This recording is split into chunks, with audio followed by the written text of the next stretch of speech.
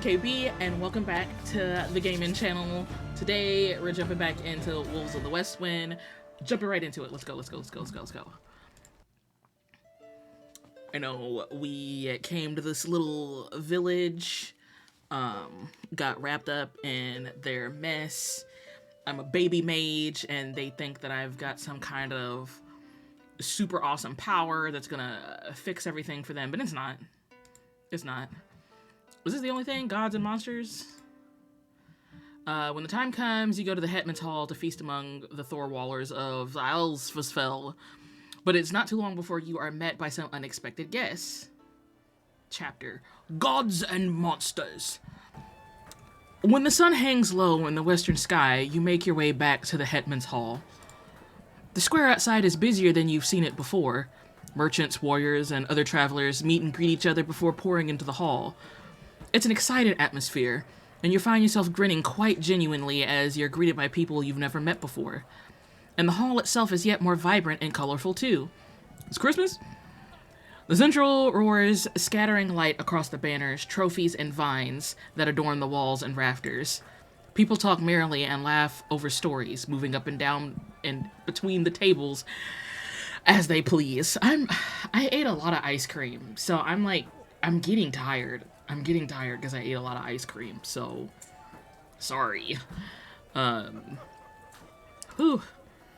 There's already plenty of mead and wine and ale being passed about, brewed both in Thorwall and abroad. Also, they at the brewery. At the side of the room, a skald tells a rousing tale of adventure, and nearby, a small band plays too. And not too far away from the entrance, you spot Rasker in deep conversation, laughing and grinning. If I mispronounce people's names, differently than I did in the playthrough, know that it's been a minute, and I can't remember how I pronounced it last. So, don't get mad at me. So, Thor is here. I can't tell if we're cool with him or not. We'll see. He sees you and politely ends his conversation as he beckons you over. I mean, I guess we were in battle together, so now he's cool with me? Maybe that's what it is. We were in battle together, and now he's like, nah, she hold her own in a fight, so we cool. Outlander! Would you care for a drink? No, thank you. Are we celebrating? Why not? I don't want to drink because I don't know these people. I don't want to drink. We killed a person, so I know we feel kind of weird. So should we be celebrating? But maybe she just don't drink. I don't know. Do mages drink? Do they drink? Is it gonna buff her magic if she drinks? See, it's showing at the top, but it's full. Well, you know what? No, thank you. Okay. He waves a dismissive hand and finds a jug to refill his own tankard. Come, my father will want to know you have arrived. He takes you to the center of the hall, warming you with a blazing fire. Some fish and few herd animals are being split roasted over it, and you breathe deep the smell of cooking meat. At the head of the room, Ulfgar is actually sat on the table, deep in conversation, with a Nostrian trader. Bran sits quietly in the corner of the table too, watching the people mill around the room. Fun fact, he's not a jerk. Bran's not a jerk. That's... Who knew? I just knew he was going to be the bad guy. When Ulfgar sees you, he jumps up and spreads his arms wide, smiling merrily. Yeah, because you've trapped me here to do your dirty deeds. Outlander, welcome. Call this girl by her name. She's not just an Outlander. He wobbles as he steps down onto the floor and then vigorously raises his goblet to you. He takes a large gulp and indicates the festivities to you. What do you think? I'm impressed, Hetman. I'm not even going to read the other things. I'm impressed, Hetman. I've never seen anything like it before. Well then, I hope it's a night to remember. With that, he quickly turns his back to the trader. I'll catch up with you later, Jolsold? Rasker, where's Estrid? She's talking to the warriors from Varmog. For you, father. Oh, alright. He looks hurriedly across the room until he finds the group he is searching for, then charges off to greet them. Estrid sits in conversation with them, wearing a headband very similar in design to her father's. When he arrives, She makes a show of introducing the two parties to each other very diplomatically. Your father is drunk. Why the headband? An odd time for politics. See, I wouldn't want to even get involved. I wouldn't even want to ask about the politics because I feel like it's none of my business. I'm a guest here. They still calling me Outlander. If they talk to me like one of them, I would feel okay. But I feel weird. I feel weird being in a business. I feel a little weird being in a business. But I don't think he drunk. I mean, it's a party. I mean, people drinking, that's just what people do down here. I guess we gonna ask about the headband. Why y'all got this headband on? It's cute. Why is Estrid wearing that headband? She's considered to be our father's heir, expected to be elected as head woman after he dies. Oh, cool. She thinks it helps our allies get used to the idea that one day she'll be in charge. Okay, will she win? Will you also run? Het people are elected? Yeah, het people are elected? I didn't know Thorwallian het people were elected. It wasn't always so. We still expect at least one of the het person's children to put their name forth when the time comes. With the hetman now in deep conversation with the warriors, Estrid excuses herself from the discussion. She makes her way over to the head table, picking a goblet off the table to down its contents in one swig. Only then does she join the two of you, smiling broadly as she refills her goblet. I feel like I'm rushing over my words. Like, I don't read that often, unless it's in a video game or the news. The news. So, I'm reading really fast. I don't know why. I hope you're having a pleasant evening, Outlander. So far so good. The night has just begun. I'm certainly quite hungry. These all seem fine. The night has just begun. The night has only just begun. She raises her goblet to you before taking another sip and looking carefully around the room.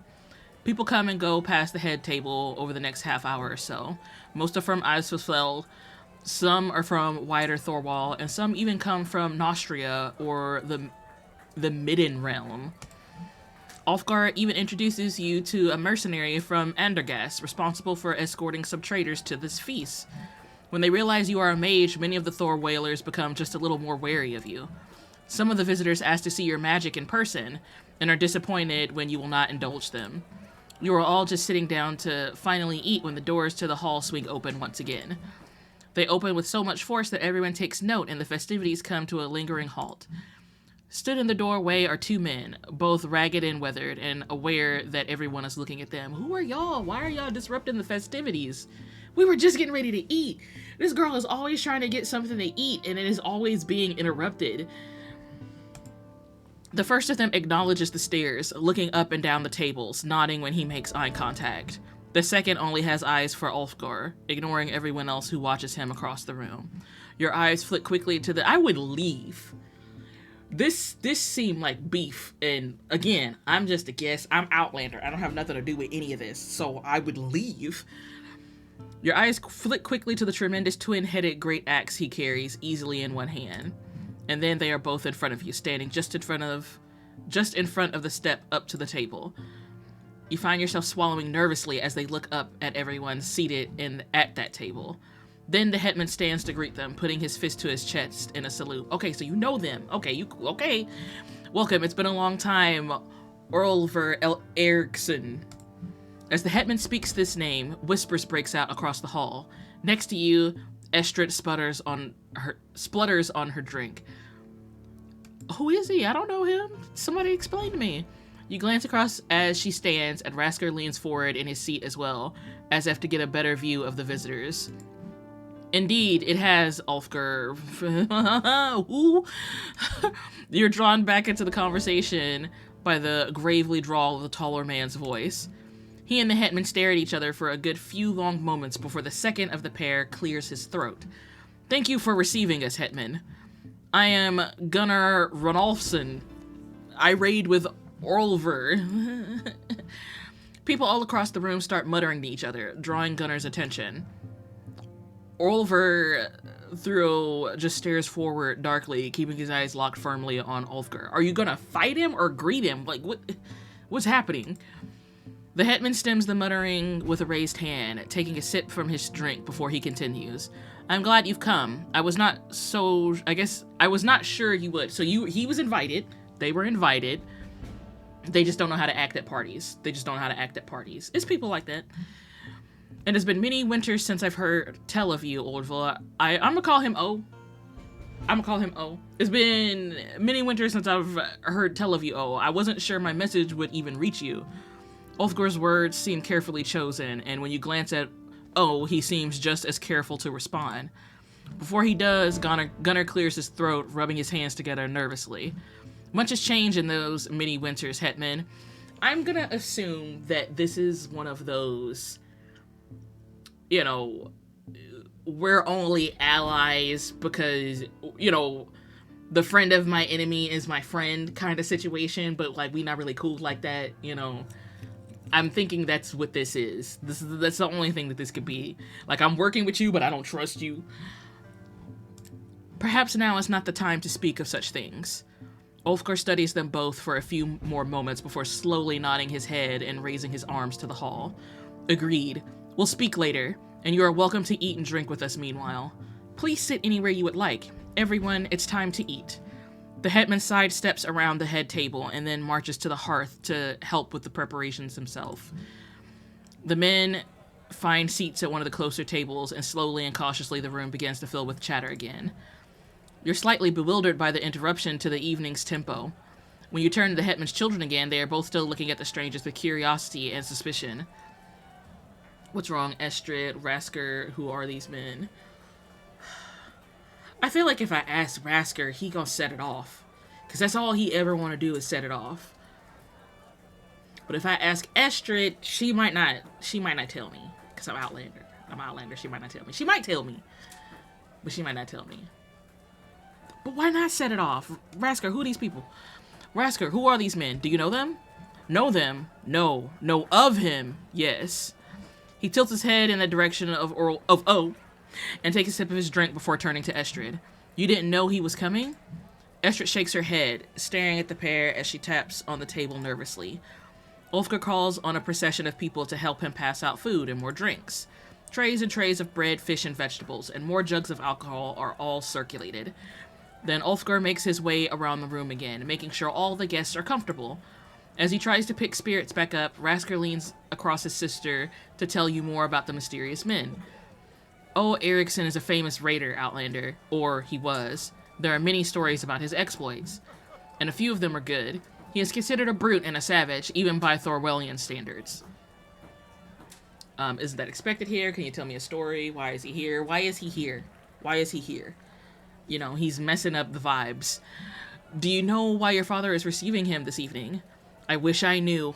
Estrid's like, ain't nobody tell me nothing. I got the headband on. Like I'm supposed to be representing us, and ain't nobody tell her nothing. She was not prepared. She would have had notes written out. She would have had, like, cliff notes. It is a custom to invite great warriors to feasts like these. If the stories about Orlver and his raiders are true, then they are indeed great. Perhaps that is why. After a moment in which she continues to stare at Orlver silently, Estrid sighs and shakes her head. You may remember greatness in these tales, Rasker. I remember cruelty. The two strangers keep to themselves while everyone starts tucking into their meals. The mood starts to rise again over dinner. The food is delicious, and the tale acted out by the skald while you eat keeps you all in wondrous suspense. But under the lighthearted joy of the meal, you do get a sense of uneasiness that wasn't there before. Yeah, because it's some baddies in the room. It's some baddies in the room that would make any party kind of a little sour. And I know a couple of people walked out when they walked in. I walk in. I would have been one of them. I would have been like, well, it's getting late. I gotta go. People would have been like, no, sit, have another drink. I would have been like, no. I don't know them like that. I know y'all.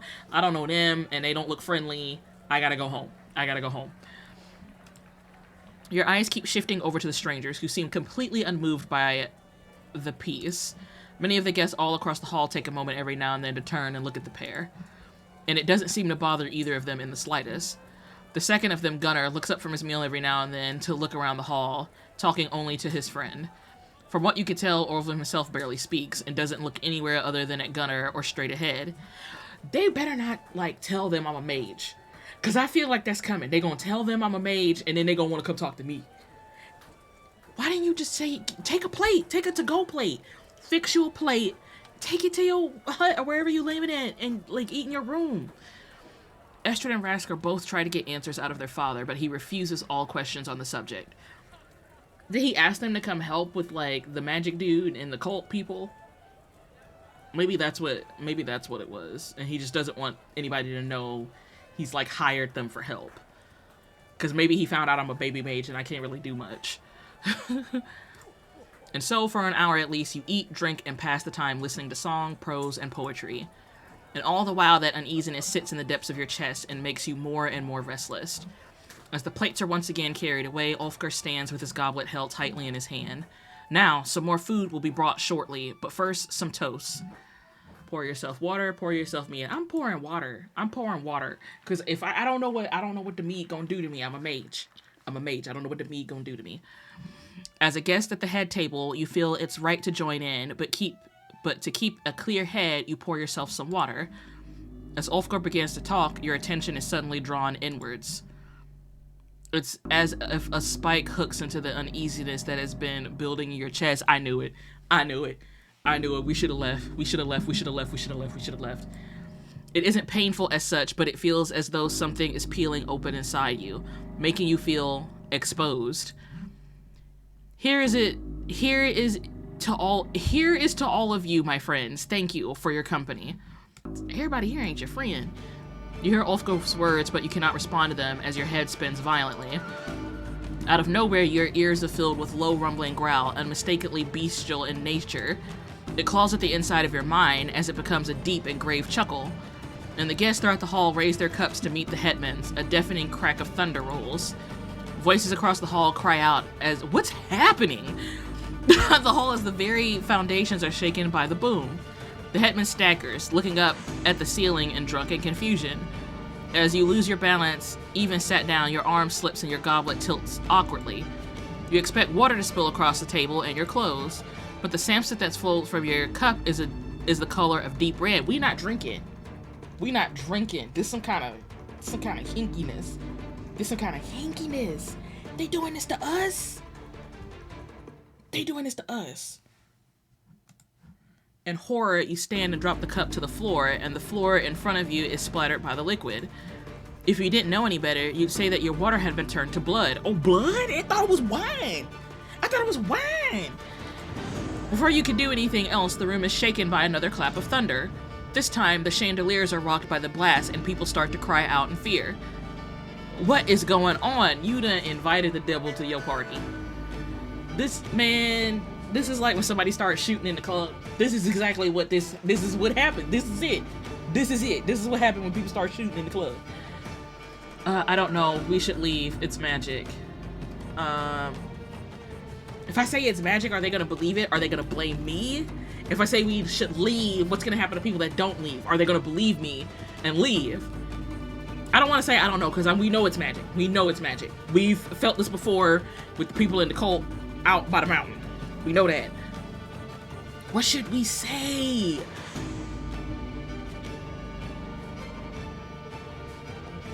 It's magic. It's some kind of magic, I think. I'm not sure. No, that's not it. You look across at Estrid and see her staring warily at the ceiling. From the look on her face, you could tell she's experienced exactly the same thing as you. Again, your attention is drawn away suddenly. The lights of the chandeliers have steadied, but you are sure you see a shadow move across the ceiling. But as soon as it catches your eye, everything lies still. And the moment later, there's another crack as the walls of the hall are shaken a third time. Stop this. Show yourself what trigger is. Show yourself! Let's fight. Bran, it will not, Outlander. Bran! Does he do the magic? Can we team up? We finna do a team up. You snap around to look at Bran, who has stood completely and utterly still in the chaos. Unless you scowl at the old goatee, confused and angry at his inscrutability. As you feel another low rumble deep inside your chest, you feel dizziness overwhelm you again. And then you freeze at the sound of a very familiar voice. Nedime? Who is this? For a moment, you are completely and utterly stunned, though the phantom is gone in less than a blink of an eye. You feel, hear, see nothing. And then, the loudest crash of thunder yet bellows out across the hall. Again, the chandeliers rock. Again, the shadows dart and dance across the ceiling, flickering in and out of the existence. As they alight and fade for a moment, you swear they form a face of some monstrous beast. And the thunder rolls into an echoing, harrowing, guttural roar that leaves you reeling where you stand. Close your eyes, cover your ears, scream. We finna cover our ears? You clap your hands over your ears to block out the noise, but that only makes your head throb horribly. There is a flash and a moment of complete and utter darkness. A moment of complete and utter silence. And the room flickers back into existence and you breathe in deep. The hall is how it was. How it always was. It is as though nothing ever happened. A murmur quickly breaks out across the hall as everyone therein makes sure those next to them are unharmed. Did anyone else see that? Of course! I've never seen such a thing. What was that? What was that? I want information. Give me information. Evil has reawoken here tonight. There are stoveries, but I was not sure they were true. Bran still looks completely expressionless at the ceiling. It is though he is waiting for the shadows to move or for the howling to start again. It cannot be magic. Perhaps it was an omen? But, I mean, didn't we experience something like this when we were fighting the people? I thought we experienced something like this when we were fighting the people. Like the cult people and the man who had the thing and we threw it in the fire. Them people in the last time we played it. Perhaps it was an omen. Perhaps it was an omen. It cannot be magic. I mean, because I said it was magic and they were like, no, I've experienced this before. And I'm like, y'all know about this, but y'all not giving me the information and I'm the mage. It cannot be magic. At least not magic as I have ever witnessed it. Okay, got you. I understand. You ain't never experienced no magic like this. It was a monster. Bran screeches at you, his voice filled equally with worry and excitement. Once again, his head snaps toward the ceiling, and there he stands like a statue for a moment, and then another. Speak, damn it, Bran. I read that really weird. Ulfgar totters as he shouts at his advisor and then collapses into his chair, his hand shaking. His next question is far quieter and far more reserved. What kind of Harangarskin do you speak of? Your water turned to blood, Outlander. After a moment, he looks out across the room and calls out loudly, Did anybody's drink turn to ash? Slowly, Estrid reached down to pick up her goblet. With a dark look, she turns on its head and pours ash from it, billowing up into the air. Oh, so that happened. That was real. That wasn't hallucinatory. That happened. Okay. I'm understanding. I'm following. Okay. Ulfgar gasps and pulls at his beard nervously. Anybody else? Silence falls across the hall, and a few guests look around at each other anxiously. In the corner of the room, you see the taller of the two strangers, Orville, stand and raise his tankard high. And as he turns, a deep, rich red liquid pours and spatters to the ground. As the closest to him gasp and flinch backwards, he looks at it with disgusted expression. Water to blood, spirits to ash. 4 strikes of earth-shaking thunder, even when the sky is clear. These are the signs of a great scourge long put to rest. The fiend of the restless one. Fiend, the restless one. What is that? Who? You know what? Let me chill. The restless one? What is the restless one? Tell me, please. The archdemon, the very same. And the fiend is one of her most dangerous denizens. It haunted Thorol for years. Okay, but why are they back? Bran quickly turns to the hetman, brandishing his walking stick. You should bring a close close to proceedings, hetman. We must consult the Runehas. The ones that said that I'm the mage that's supposed to save the day. I don't trust him. Ulfgar sits stunned in his chair, looking into space with a look of utter disbelief in his eyes. When Bran snaps his walking stick against the leg of his chair, he jumps and shakes his head. He stands up, coughs, and indicates the door to his audience. My apologies to you all. Please go to your beds and sleep well. Try to put to rest what you have witnessed here today. Slowly, his instructions are followed and people start making for the doors, still muttering and murmuring amongst themselves. At the front of the room, you see Ulfril shoulder past someone racing for the door. No, not you, Ulfril Eriksson. This curse has already been visited upon you. You must stay here. You too, Outlander. Why? Ain't nothing worse than getting caught up in other people's stuff. I just didn't want to get too lit at the party because I don't know them like that. So I was having water and my shit turned to blood. That don't mean nothing. That don't mean nothing. I just had water. That's all it meant. That's all it meant. All of you must come with me. You're taken out of one of the hall side doors across the square to a small hut over the way. It's like a storage room. What is this bowl with these candles? What are they getting ready to have us do in here? Bran and Ulfgar lead, with Estrid and Raskar following behind them. You come next, and Olver and Gunnar follow begrudgingly and silently behind.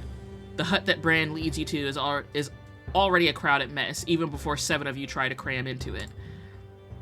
You all get in each other's way as Bran bids you to gather around a shallow bowl of small stones in the center of the room. Is this the Runehas? The Runehas, the Runja? Is this just a bowl with some rocks in it? There's a bowl with some rocks in it. This better not be the Runehas. I swear to God, this better not be the Runehas. It's an eerie space, lit only by small candles and the distant moon shining through the gap in the roof. It sets the stage rather well for the tale the Goaty tells. Hundreds of years ago in the deep north of Thorwall, a dire, a blessed one, was tested by Travia, but Harangar bade the restless one to corrupt him, and in doing so, the dire failed the test. Stories tell us that over the course of many years, he brought others to his newfound cause, and together, that cult brought the fiend into this world. A demonid which became a terror of the entire north. I know that term. Demonid, I know that term. A hybrid form to keep a demon in our world indefinitely. Otherwise, it would be taken back to its own, even with a host that is bound to it. Indeed, the cultists would not have had enough time to put their plans into motion with such a bidding, and so they found a different way. They hunted a great saber-toothed cat, a great predator of the north, and captured it alive. They fused a demon sherbet. Okay, they was doing too much is what you're saying. They really did that to a saber-toothed cat, and they don't put a demon in it. So it's a demon, there's a demonic saber-toothed cat on the loose. He got magic demon powers. I heard cats don't like citrus. If they lay down like some orange peels, like around like the compound, maybe he'll go away. I'm just saying. It haunted the lands for over a decade. Those it hunted were driven mad by illusions, chased to the grave by things that were never real. Relatives said that even on their deathbeds, people would scream that they were being hunted by a shadow they could not comprehend. And it always begun with a feeling of terrible uneasiness, like its victims were being watched. I felt that way. I saw a face. What about the blood? What about the blood? What about my drink turning to blood? What about me? What about me? What about me? What that mean? What are the blood? Spirits to ash. It's the first line of a saga about the fiend. About the mark it leaves on those it will hunt. Ulver rolls his eyes and grinds his teeth as he slams the head of his axe into the earthen floor. This is ridiculous. It's a ghost story from ages past. Okay, but you saw it though. We both had the blood cups. And we saw it though. I won't waste my time on it. It's not why I'm here. Okay, why is you here though? Why is you here? You getting mad, but don't nobody know why you here. But you did come here. And before you arrived, there was no sign of the fiend in Alsfell. Ooh, let's talk about it. It turned your water to blood to mark you for the chase. You and it are bound, it seems. As is Estrid. And as is the Outlander. My name is Nedime. Hello. Could y'all please call me by my name? The fiend has found you all. For what reason, I cannot say. And if those stories are to be believed, then it will not stop hunting you until you are driven to destruction. There must be a way to stop it. Ulfgar rests his hand on Estrid's shoulder lovingly. The story of the fiend is one skalds have been telling since the days of my grandfather's grandfather. Centuries have passed without wind or whisper of it. I thought it killed. Killed? No, Hetman. The demon with which the saber-toothed cat was melded was not of this world, and so it cannot be killed with iron or bronze or steel. But part of the tale is that it disappears, that a brave warrior hunted it down and trapped it. So it goes that she took one of the saber teeth and had it blessed by a dyer of Travia. not only as a prize of her victory, but as a weapon to be used by any others who may be hunted by the beast, should it ever be freed from its prison. So we find that weapon. What is that weapon? Give me the details, because I'm not trying to be hunted by no ghost cat. So we must find that weapon and use it. Orville chortles, shakes his head, and turns away from the circle. Estrid looks at the ceiling for a moment before she rubs her eyes and groans. That you must. In the silence that follows, Bran scrapes the stones from the bowl before you and places them into a bag. For a moment, he stands in deep thought, but then he nods. What shall become of those marked by the fiend of the Restless One this evening? One by one, he takes 3 stones from the bag, keeping them in closed fist without looking at them. I know he's not going to tell us our fortunes with a bowl of rocks. They really got me trapped, and now I'm cursed. Because this man is in here telling fortunes with a bag of rocks. He holds them tightly for a single moment, and then throws them into the bowl with an asserted cry. They skitter across the face of the bowl, bouncing and flying, only to be caught by its edges and dragged back towards the middle. 2 land face up, while one comes to a halt on its long edge. So what you're telling me is these is trick rocks. They trick rocks. Okay. With a deep breath, Bran looks into the bowl. All others, apart from Orville, follow suit, and you are left in awe of the Thorwiller's dedication to 3 simple stones. Bran points to the first, one of those that lend it face up. The warrior, or the fight. You will have to face the fiend head-on before the end. He hovers his hand toward the second face-up rune. The Otjisko. What is that?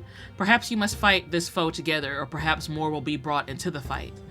Orville snorts and shakes his head again, looking around at all of you with spiteful snarl. Relax. Meanwhile, Bran presses a bony finger to the third and final rune, and it tips it so that it is also face up. He tilts his neck back to Orville, who is pacing in small steps near the door, tapping his fingers against his arm. Downfall on its side as it was.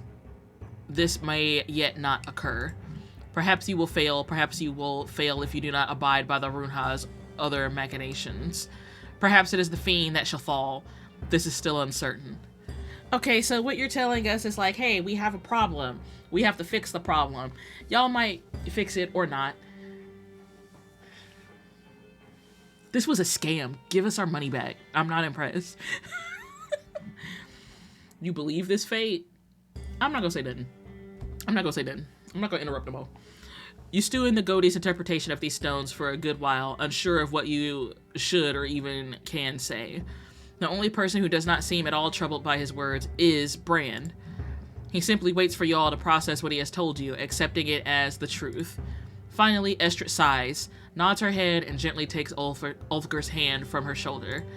Very well, we know what we must do. Estrid, you are to lead Iselsfell when I'm gone. I cannot lead Iselsfell if I'm driven mad by this creature. I saw it as clear as day right before my eyes. I can feel it. It is my duty to face the fiend. The Hetman's brow furrows in angst and drunkenness. He is visibly torn and unable to speak. The Runehas has spoken. So that is it. He really got me trapped here over them rocks in a bowl. Man. And the stories are clear, Ulfgar. Should they fall, they will likely all be driven to destruction, and perhaps the fiend will come for us next. But if they do not even try, I doubt there is any hope at all. The Hetman does not react. He is breathing heavily, and his hands are shaking, because he's drunk. He need to go lay down. He's a little bit too lit. What kind of het woman would I be, Father, if I did not do everything I can to protect my people from a threat like this? Whether I succeed or fail, I must try. The Hetman groans and turns back to Bran. The old man only stares back at him, motionless. The Hetman groans again, and this time turns to Orville and Gunnar, who stand by themselves in the corner of the hut. They know something. We ain't had no problems till y'all showed up. Why we got problems now? Especially me. Especially me. I'm a baby mage. I really only came to the party because I was hungry. I really only came to the party because I'm hungry. Now I'm cursed. Now I gotta fight a ghost demon cat that I'm not even part of y'all people. Why is he mad at me? I'm not even part of y'all people. Why is he mad at me? Wow, that's messed up. Well, they know something. They know something. Oh, and Gunnar, they know something. Will you also see this through to the end? O looks unimpressed, his eyes flickering from person to person as he stumbles over a response. Finally, he looks at Gunnar, but his colleague can only shrug. With a growl and a dark look, O waves his hand dismissively, turning away from you all again. You're still observing the raider when the hetman grabs you violently by the shoulders and pulls you toward him. Let go of me, please? Let go of me, please? Relax. You're not finna grab O and Gunnar like that. Why are you grabbing me like that? No, sir. He looks at you straight in the eyes as he breathes hot, alcoholic breaths into your face. We should have left the party early. You are not one of us, Outlander. Not from Asafel, not from Thorwald. Shoal Lane.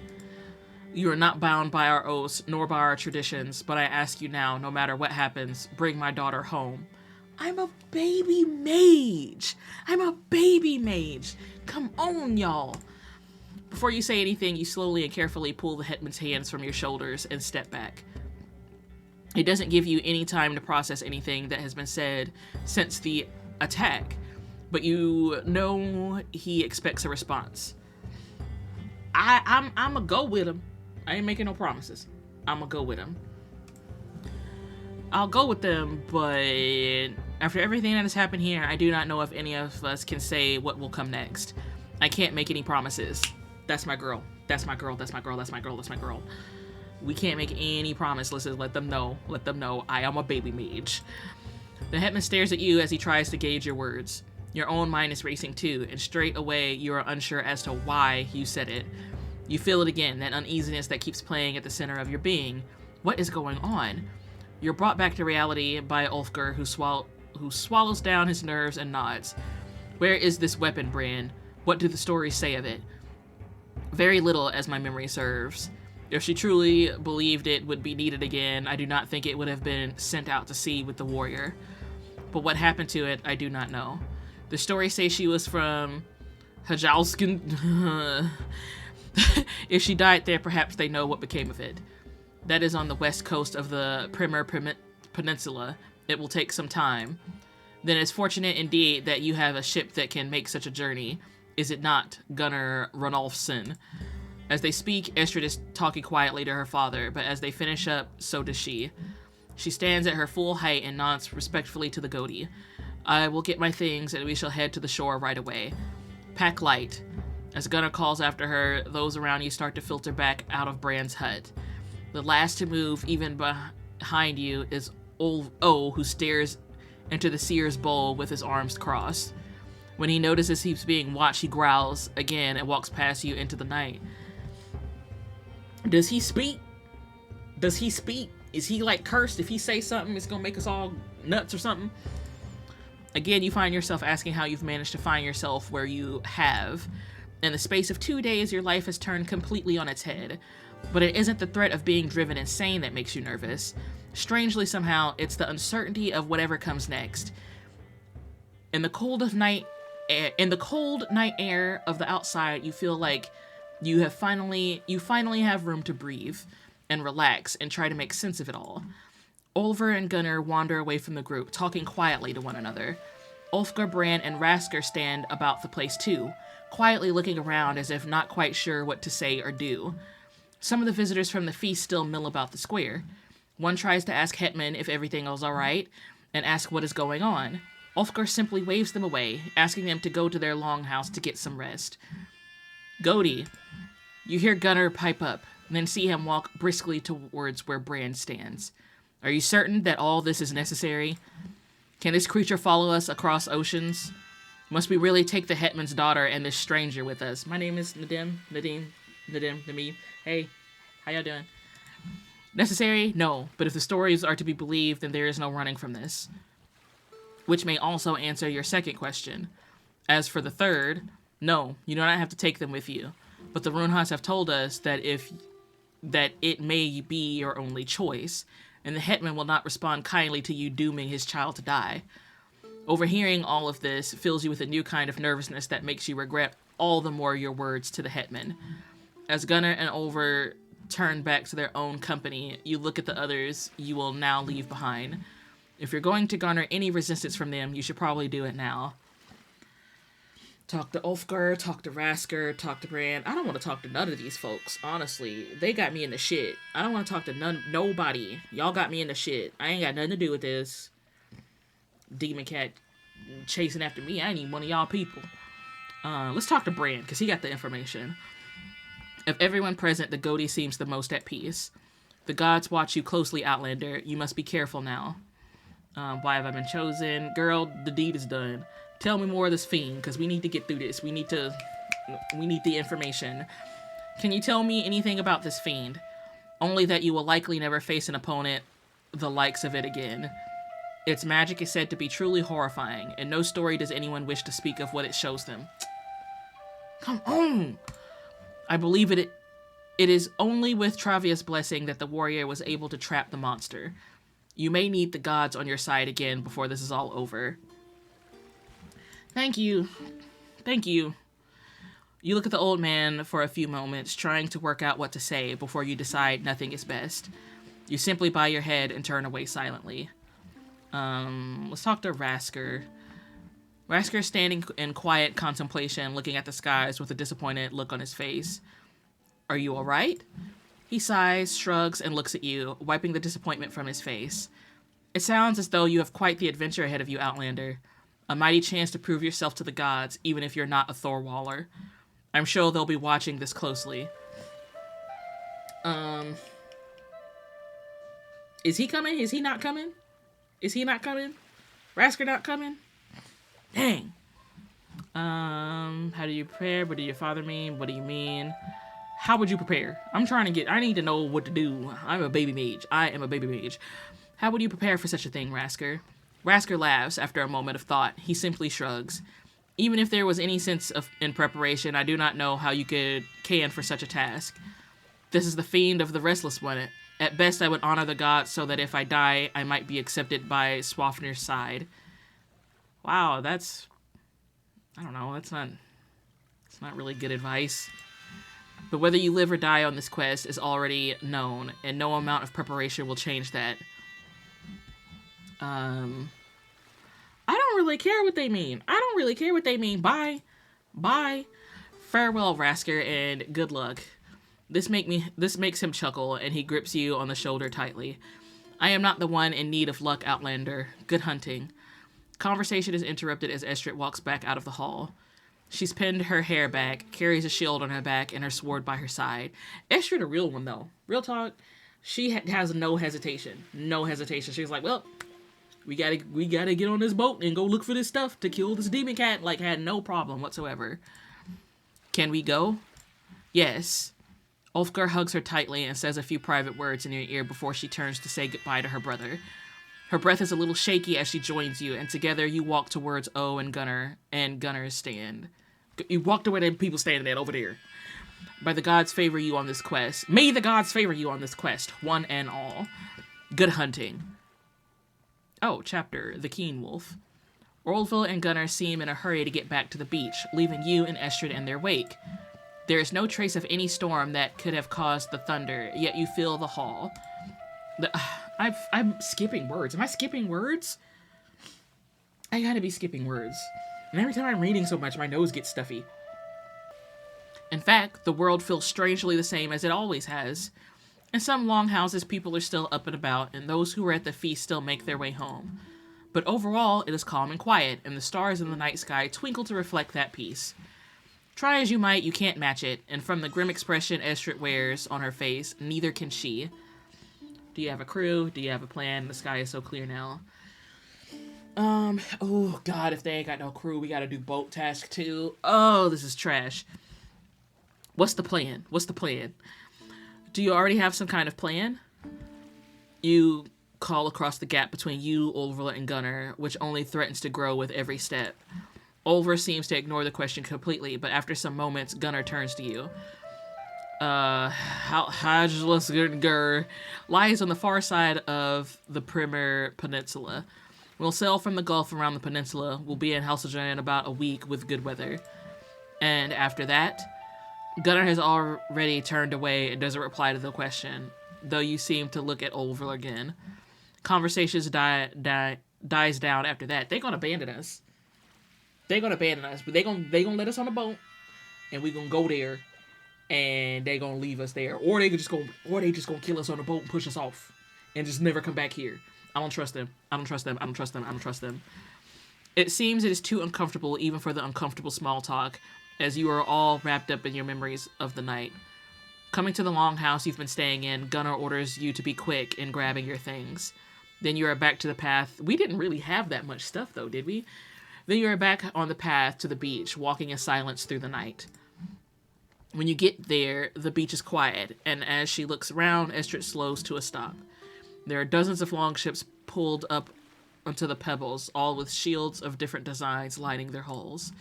But a moment later, you realize what is wrong. There isn't a single person in sight. Where is your Otchisko? It cannot just be you two. Gunnar flashes a toothy grin at you, then snorts and shakes his head. They await us out on the water headling. Your ship isn't on the beach? You look at the size of the structure of the longships bobbing up and down on the bay. It is a longship, isn't it? Gunnar laughs at the look on both of your faces. They playing. Our lives are at stake. They playing. It's gonna take us a week to get here. Y'all playing and laughing and giggling and kikiing. No. Answer the questions. Be honest. What the hell going on? Where your boat? He chortles as, in front of them, Olver starts pushing one of the smaller vessels into the water. He got a dinghy.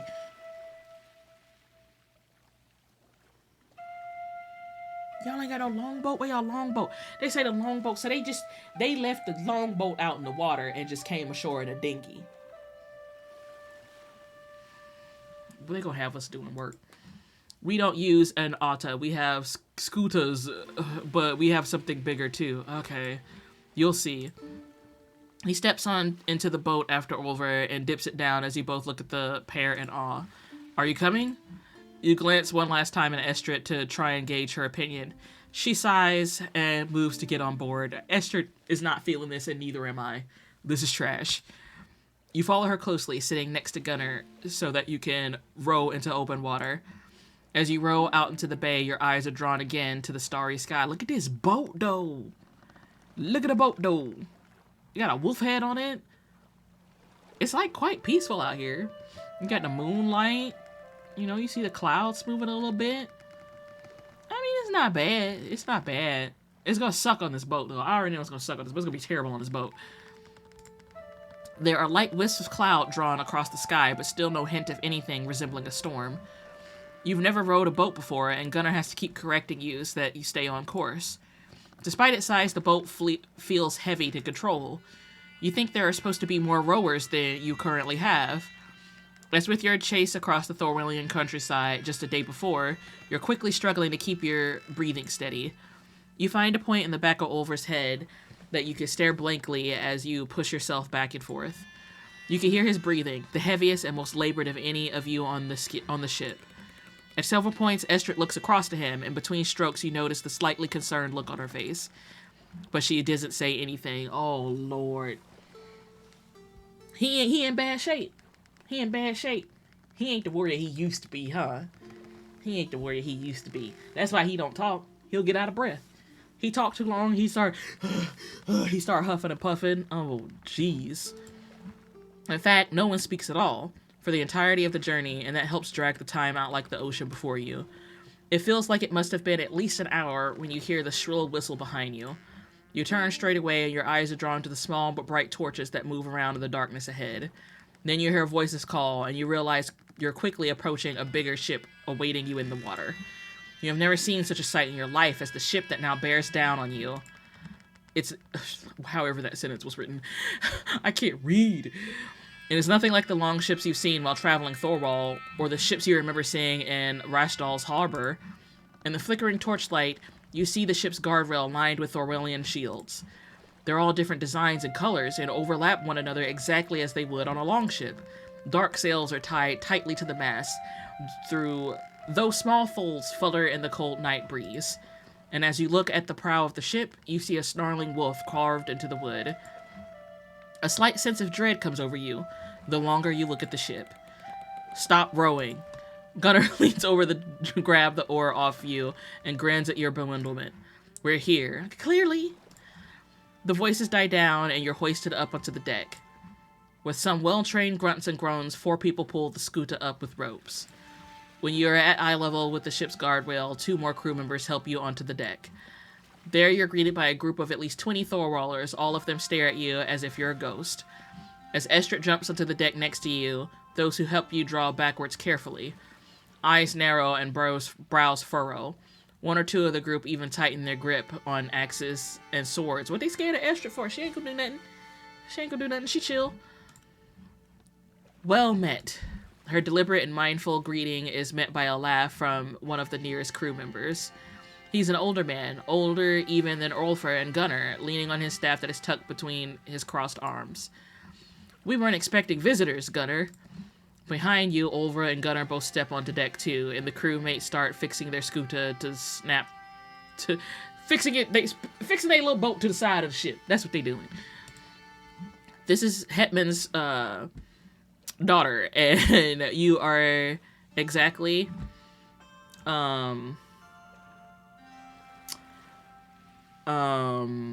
we gonna go with this bottom one. We gonna go Nedime. We're gonna go with the bottom one. My name is Nedime Saba. I am a mage. I am a baby mage. Put baby in there. I am a baby mage. Many of the crew bristle at your introduction, looking at you with sudden and extreme suspicion. The old man seems particularly interested in the reply, eyeing you up and down with an amused smile.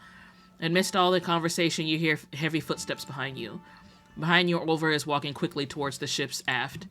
You watch as he storms toward what seems to be quarters, tearing the door open furiously and disappearing inside. Gunnar watches after him carefully, waiting for the door to slam shut before turning his attention back to you. Never mind the visitors. Why are you back so soon? We weren't expecting you for at least another night. The new speaker is a giant woman in the front of the crowd. She is easily as tall as Olver and perhaps stronger. Yeah, because he was breathing heavy. He got the asthma or something. Well, gather round all. This will be some tale to tell. Gunnar sounds exasperated as he explains what happened in the Hetman's Hall. He spares you the awkward task of explaining your perspective of events, glossing over the details incredulously. Whether they believe it or not, the crew all stand and listen to the whole tale patiently. Some seem enamored, some seem skeptical, but they all pay close attention. When Gunnar has finished, they all take a few moments to take it all in, some even mutter prayers. Well, I certainly wasn't expecting that. Hell no, me neither. The Fiend of the Restless One. This will truly be a task for the ages, for the sagas. I'm just making up words. I can scarcely believe it. I wouldn't either. This is what we now face. And then I'm not gonna say no. This is what we now face. I'm in this bitch. I'm gonna start talking. I'm in this bitch. Y'all gonna listen to me, the baby mage.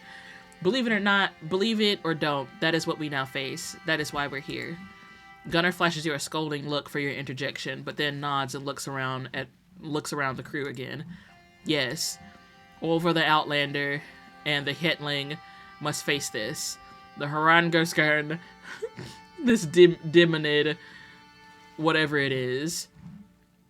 What of us? The warrior woman indicates the rest of the Ochka Skud behind her, who are all still paying close attention to you and Estrid. A wild and excited grin crosses her face. Can we help? Yes, maybe. I don't know. Gunnar rolls his eyes and a fierce murmur rolls across those around you. He holds out his hands. He holds out his hands to stop them. It's not important now. First we make for Halsgurr. Time's wasting. Let's go. As the group begins to disperse, you try to get a measure for Estrid's thoughts on your new companions. She looks somewhat distraught, looking at all the crew just as suspiciously as they look at her. As if she's just out of her depth here, as you feel. Many eyes still watch you suspiciously as the crew goes about its business. Both the warrior woman and the old man look you both up and down once more before moving on. They zipped out of here. You saw how quick they zipped out of here? And then when your attention is pulled away from them again, as Gunnar pulls you and Estrid into a close conversation. If you're to be aboard this ship, you'll help run it like the rest of us. Is that clear? Okay, first of all, there was a whole better polite way that he could have talked to us about that. Like, I get it that this is not a cruise liner. I understand, but you ain't have to come at me with the, is that clear? You didn't have to come at me like that. That ain't cool, that ain't cool, that ain't cool. Yes. Yes, I understand. Gunnar looks at Estrid expectantly, but for a long moment she says nothing. Is that clear? She looks at him for another heartbeat before she sighs. Yes, it's clear. Good. Welcome aboard the Keen Wolf. Act 2! Okay. We made it to Act 2. What's up, Act 2? How you doing? How you doing? How you doing? I'm actually going to end it right here because I'm right at an hour. And then I'll probably record a little bit more tonight or tomorrow. You might see me in the same shirt. You might see me in the same shirt. I don't know. But if you enjoyed this playthrough, go ahead and leave a like on the video. Subscribe if you're new here. And if you're played this game, tell me how far you've gone. Are you still in Act 1? Are you just getting into Act 2? How are you enjoying the game so far? No spoilers, no spoilers, no spoilers. No spoilers, no spoilers. I'm enjoying it. I love all the lady characters. I'm gonna put that out there. I love all the lady characters. I love the magic. I'm into the magic, but I'm mad how they doing my girl Nedime. I'm a little mad how they doing my girl Nedime. But again, if you enjoyed this playthrough, leave a like, subscribe if you're new here, and as always, thank you for stopping by. Bye!